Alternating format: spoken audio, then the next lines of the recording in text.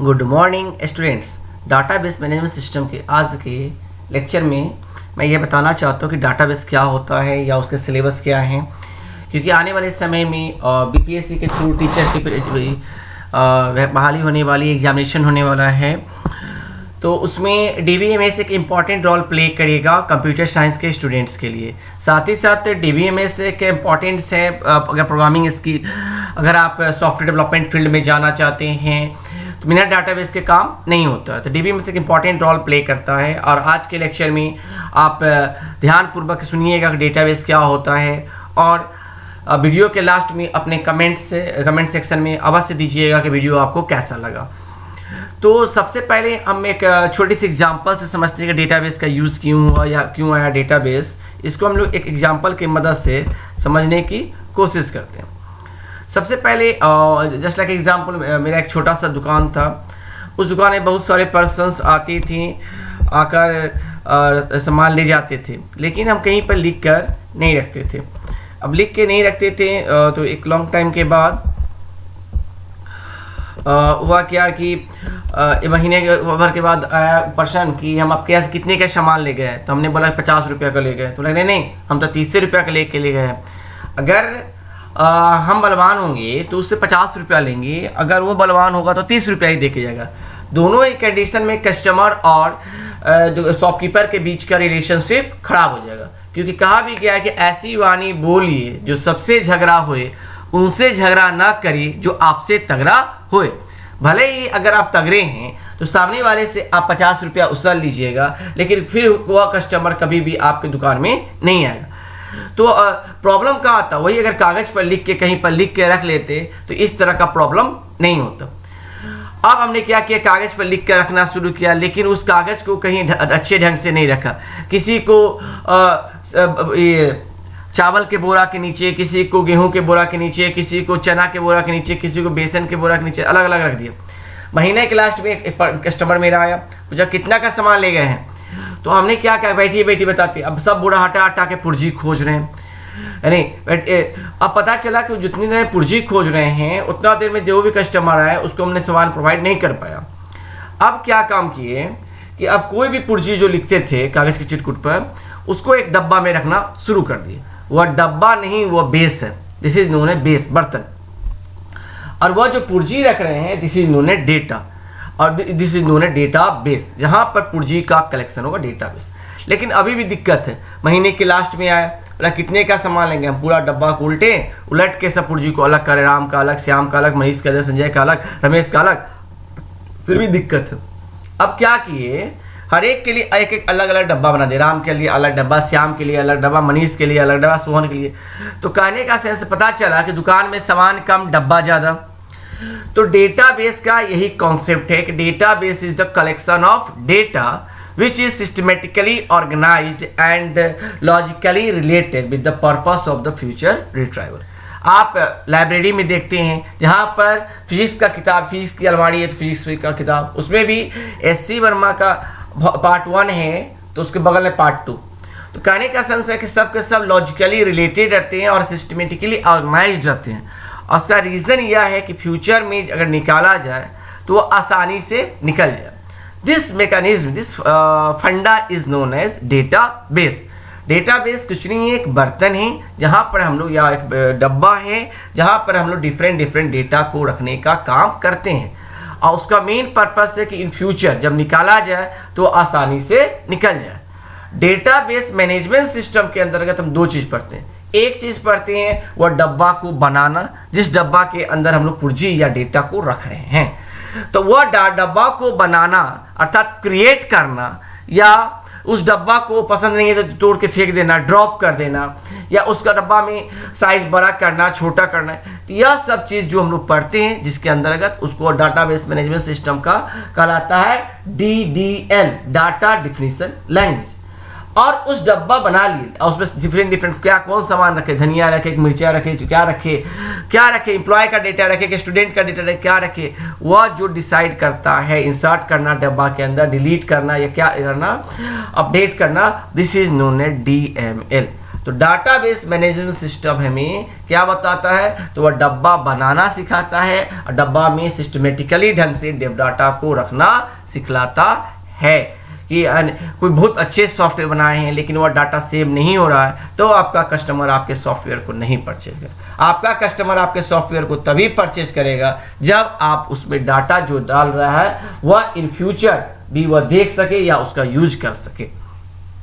लिखा हुआ है database is a collection of related information stored in a organized manner. वह डेटा कैसा होना चाहिए, ऑर्गेनाइज्ड मैनर में होना चाहिए, so that it is available to many users for different purpose, जिसको डिफरेंट यूजर्स अपने अपने पर्पस डिफरेंट पर्पसेस को फेच कर सकता है। The content of a database obtained by the combining data from all the different sources in an organisation.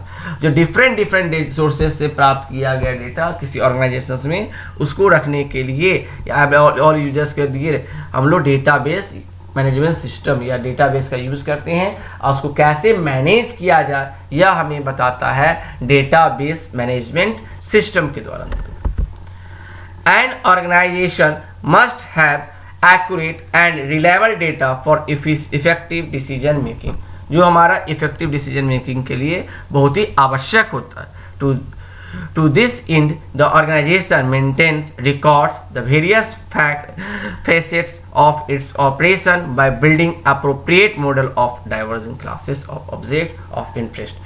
different diverging classes बनाए जाते हैं, different classes। मेन पर्पस है कि डाटा को कैसे रखा जाए कि इन फ्यूचर जब भी जरूरत पड़े आप आसानी से उसको निकाल सके। साथ ही साथ इस बात को भी ध्यान देना है कि डाटा के रिडंडेंसी को भी मिनिमाइज करना है। ऐसा नहीं कि एक ही डेटा 10 जगह रख लिए, राम का डेटा अब 10 डब्बा में रख लिए, मनीष का डेटा 10, वैसे नहीं होनी चाहिए। उसको मिनिमाइजेशन, डेटा रिडंडेंसी को भी मिनिमाइज करना हम लोग को वर्क परफॉर्म करना है। और वह प्लेस जहां पर डिफरेंट टाइप्स के डेटा हम लोग स्टोर करके रखते हैं उस प्लेस को हम लोग डेटा बेस कहते हैं।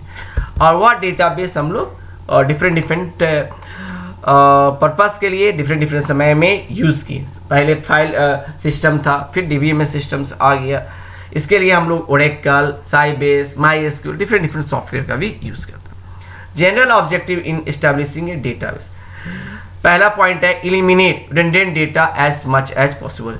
जितना हो सके एक डेटा का रिडंडेंसी मतलब रिपीटिशंस नहीं होनी चाहिए। मैंने एक ही डाटा भी एग्जांपल के तौर पर राम का डाटा 10 जगह लिख दिए, वैसी बात नहीं होनी चाहिए। इंटीग्रेट एग्जिस्टिंग डेटा फाइल्स, जो एग्जिस्टिंग पहले से डेटा फाइल है वह एक फाइल को दूसरे फाइल से इंटरलेक्ट होना चाहिए, इंटीग्रेटेड होना चाहिए, एकीकृत होनी चाहिए। Share data among all the users, जो भी यूजर्स है उसमें डेटा हमारा क्या होना चाहिए, शेयरेबल होना चाहिए। Incorporate changes easily and quickly, वह उसे आसानी से चेंज कर सकें या जल्दी से इसको चेंज कर सकें। Simplify the use of data file, simplify कर सकें। Maintenance of data security, lower the cost of storing and retrieving, कि स्टोर करने और रिट्राइव करने का कॉस्ट भी क्या होना चाहिए, कम होना चाहिए। इम्प्रूव एक्यूरेसी, इम्प्रूव करना किस चीज को, एक्यूरेसी को और कंसिस्टेंसी को। Provide data security from unauthorized user, जो अनऑथराइज्ड यूजर हैं वह आपके डेटा को एक्सेस नहीं कर सके, अर्थात हमें डेटा सिक्योरिटी का भी ध्यान देना है। Exercise central control over standards, साथ ही साथ सेंट्रल कंट्रोल को भी ध्यान देना है। इसका एडवांटेज क्या है डेटाबेस का, तो file consolidation, program and file independence, access versatility, data security, program development, program maintenance, special information, यह हमारे डेटाबेस का एडवांटेज है। कोई आपसे पूछे कि what is database, the management of data in A database system is done by means of general purpose software package. यह आपका जनरल पर्पस सॉफ्टवेयर पैकेज है जो आपका डेटाबेस सिस्टम के लिए प्रोवाइड करता है। The primary goal of the DBMS is to provide an environment that is both convenient and efficient to use in retrieving and storing database information। Database में data को efficiently store करना और जब जरूरत पड़े कम समय में उसको रिट्राइव करना, वह हमें डीबीएमएस में हम लोग वर्क परफॉर्म करते हैं। Database management system is a software system that allows, एक सॉफ्टवेयर सिस्टम है डेट जो allows access to data contain in database, जो हमको अलाउ करता है डेटा किस प्रकार से हम लोग डेटाबेस में कंटेन करके रखते हैं। The objective of the DBMS is to provide a convenient and efficient method of defining, storing and retrieving the information contained. Database में डेटा को डिफाइन करना, स्टोर करना, रिट्राइव करना, इसका इंफॉर्मेशन हमें जो प्रोवाइड करता है वह हम लोग DBMS के अंतर्गत करते हैं। DBMS में जितने भी डेटा होते हैं सब के सब इंटरकनेक्टेड, इंटरलिंक्ड होते हैं। हर डेटा एक दूसरे डेटा से इंटरकनेक्टेड होता है और रिडंडेंसी को हम लोग मिनिमाइज करते हैं with the help of normalization. DBMS क्या क्या फैसिलिटी प्रोवाइड करता है तो पहले भी हम बता चुके हैं, creating of A file, adding, deleting, modifying. पहले हम भी चर्चा किए हैं कि डाटाबेस को बनाना, डाटाबेस को ड्रॉप करना, डाटाबेस को मॉडिफाई करना करता है, जिसके लिए वह DDL कमांड का यूज करता है। उसमें डाटा को रखना, डाटा को डिलीट करना, डाटा के साथ काम जो होता है, वह काम जो करता है उसको हम लोग DML कमांड कहते हैं। The data can be stored indexes, data को स्टोर किया जाएगा इंडेक्स के फॉर्म में।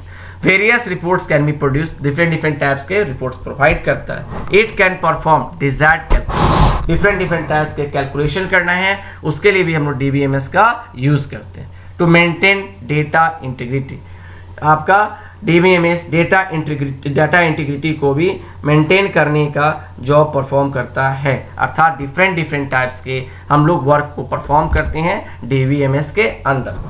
इसके लिए हम लोग Oracle, Sybase, Ingres, Microsoft Express, FoxBase, FoxPro, DBase, इस तरह के डिफरेंट MySQL, इस तरह के बहुत सारे सॉफ्टवेयर का यूज करते हैं। अब डिफरेंट हम लोग बनाए डाटाबेस, एक स्टूडेंट का डाटाबेस, एक टीचर का डेटा टेबल बनाया, एक स्टूडेंट का, दोनों टेबल के बीच में जो रिलेशनशिप बताता है this is known as ER diagram. जैसे student, teacher teachers student, teacher noun है, स्टूडेंट नाउन है, बीच में क्या है टीचर्स का, तो जो जिसके बीच में रिलेशनशिप बताता है तो उसको हम लोग ER डायग्राम की मदद से पढ़ते हैं, जो आने वाले वीडियो में हम लोग डिस्कस करेंगे DBMS में। राम, जैसे हम यहाँ पर एन एंटिटी, ये पर्सन, एंटिटी क्या हो सकता है, पर्सन हो सकता है, प्लेस हो सकता है, थिंग हो सकता है, कोई इवेंट हो सकता है, इंटरेस्ट हो सकता है, organize and about with data. जैसे हमने एग्जांपल दिया, टीचर टीचर्स स्टूडेंट, टीचर एक नाउन है आपका और वह स्टूडेंट को पढ़ा रहे हैं, तो टीचर आपका एंटिटी होगा, स्टूडेंट आपका एंटिटी होगा, टीचर आपका रिलेशनशिप होगा। टीचर का teacher ID, teacher name, salary, यह सब उसके एट्रीब्यूट्स होंगे। इसी प्रकार स्टूडेंट का roll, name, age, father's name, ये उसके क्या होंगे, एट्रीब्यूट्स होंगे। और दो एंटिटी के बीच जो रिलेशनशिप बतलाता है जो डायग्राम की मदद से, this diagram is known as ER diagram. अब है इसमें हम लोग डाटा DBMS के अंतर्गत हम लोग डिफरेंट रिलेशनल मॉडल पढ़ेंगे, जहां पर सिलेक्शन, प्रोजेक्शन, यूनियन और ज्वाइन के बारे में भी आने वाले वीडियो में हम लोग पढ़ेंगे कि सिलेक्शन क्या होता है जिसमें हम रो को सिलेक्ट करते हैं, प्रोजेक्शन क्या होता है जिसमें हम लोग कॉलम को सिलेक्ट करते हैं, दो टेबल को हम लोग ज्वाइन कर सकते हैं, यूनियन निकाल सकते हैं, उसके बारे में भी हम लोग आने वाले वीडियो में लिखेंगे। फिर है आपका किसी टेबल बना है स्टूडेंट नाम का, उसमें रोल होगा, नेम होगा, एज होगा, फादर्स नेम होगा, मदर्स नेम होगा, तो उसमें एक ऐसा की खोजना पड़ेगा जिसके ऊपर सारा एट्रीब्यूट, सारा वह डिपेंड्स हो, वह की आपका प्राइमरी की कहलाता है। जैसे रोल प्राइमरी की हो गया स्टूडेंट टेबल के अंतर्गत, teacher ID is the primary की फॉर द टीचर टेबल, लेकिन एक टेबल का प्राइमरी की दूसरे टेबल में जाता है तो उसको हम लोग फॉरेन की करते हैं। फिर हम लोग डेटा डिफिनेशन लैंग्वेज के बारे में बताएं, जहां पर हम लोग बताया है आपको क्रिएट कमांड के बारे में, ड्रॉप कमांड के बारे में, अल्टर कमांड के बारे में, जो आपका डेटाबेस के ऊपर काम करता है। It includes all the entity sets, जो काम करता है एंटिटी सेट्स के ऊपर। DML कमांड्स के ऊपर भी हम लोग चर्चा किए, जो आपका डाटा के ऊपर काम करता है। DDL कमांड डाटा बेस के ऊपर काम करता है और DML कमांड डेटा के ऊपर करना। अगर किसी डेटाबेस में डेटा को इंसर्ट करना है, डेटा को डिलीट करना है, डेटा को अपडेट करना है, यह सब काम करना है, इसके लिए हमारा डेटा मैनिपुलेशन लैंग्वेज का हम लोग यूज करते हैं। प्रॉपर्टीज ऑफ द, साथ ही साथ हम लोग डीबीएमएस में नॉर्मलाइजेशन का यूज करते हैं जो हमारा रिडंडेंसी को खत्म करता है, साथ ही साथ इंसर्शन, डिलीशन, अपडेशन, एनोमलीज को कंट्रोल करते हुए हमारा करता है, जिसमें हम लोग आने वाले वीडियो में करेंगे कि आपका नॉर्मलाइजेशन 5 प्रकार के होते हैं, 1NF, 2NF, 3NF, BCNF, 4NF और 5NF। BCNF को हम लोग 3.5 NF के भी नाम से हम लोग जानते हैं। यहाँ यह टेबल है आपका ऑर्डर डिटेल नाम का, जहां पर order number is the primary की, क्योंकि यहाँ पर ऑर्डर नंबर के ऊपर बाकी की डिपेंड्स है। Thank you for watching this video. अगर किसी प्रकार की क्यूरी हो आप अवश्य कमेंट में भेजें, क्योंकि आने वाले वीडियो में हम लोग डीबीएमएस के और गुरु रहस्य के बारे में चर्चा करने जा रहे हैं। Thank you.